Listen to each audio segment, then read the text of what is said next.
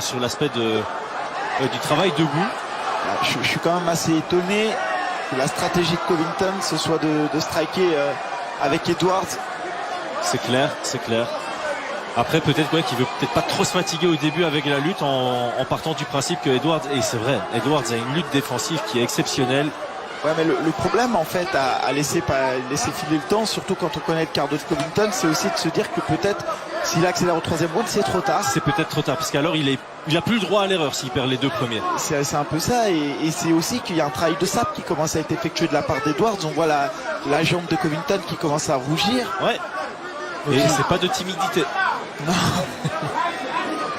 Et la pression, ouais, la pression de Leon Edwards est très efficace alors qu'il encaisse un low kick. C'est ça, et à la différence des autres combattants qu'on a pu voir, c'est plus qu'une pression, c'est vraiment un cadrage. Hein. C'est-à-dire qu'il ferme les portes à Covington et c'est lui qui guide le combat. Vous voyez, là, il ferme le côté droit, donc il sait déjà que Covington va devoir se diriger dans une direction. On a le public qui se frustre un peu, on entend quelques huées qui partent alors qu'on atteint la moitié de ce deuxième round sur un high kick de Leon Edwards. Mais pour être honnête, Edwards fait le combat parfait. On aurait envie qu'il fasse plus, parce que forcément en tant que spectateur on veut du spectacle, on veut du show. Mais s'il y a bien quelqu'un là aujourd'hui qui doit prouver et prendre des risques, c'est Covington. Ah c'est ça, t'es champion, la victoire suffit. Pour défendre ton titre, il faut juste gagner. Et on sait très bien, Leon Edwards dans un combat mesuré, il excelle absolument.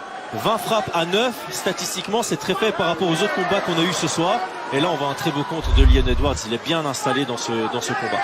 C'est sûr que quand on compare au combat effectué avant de Pantoja, effectivement on n'est plus du tout sur les mêmes volumes, mais on n'est aussi pas dans la même catégorie. Hein.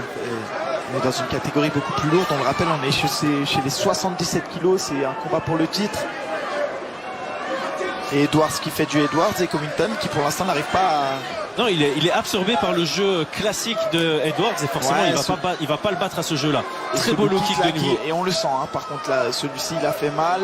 Les 50 nuances de bleu se dessinent sur la cuisse gauche de Covington. Et puis on voit à chaque fois sur les low kicks Edwards bloque. C'est bien fait hein, de la part d'Edwards. C'est un combat qui au final s'avère presque facile, j'ai envie de dire. Pour l'instant.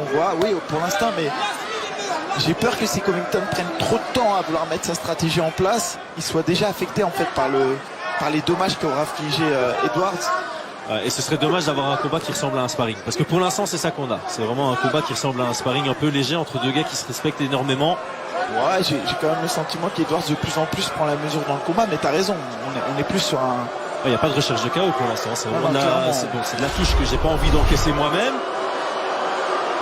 Qui touche le public qui commence à s'impatienter.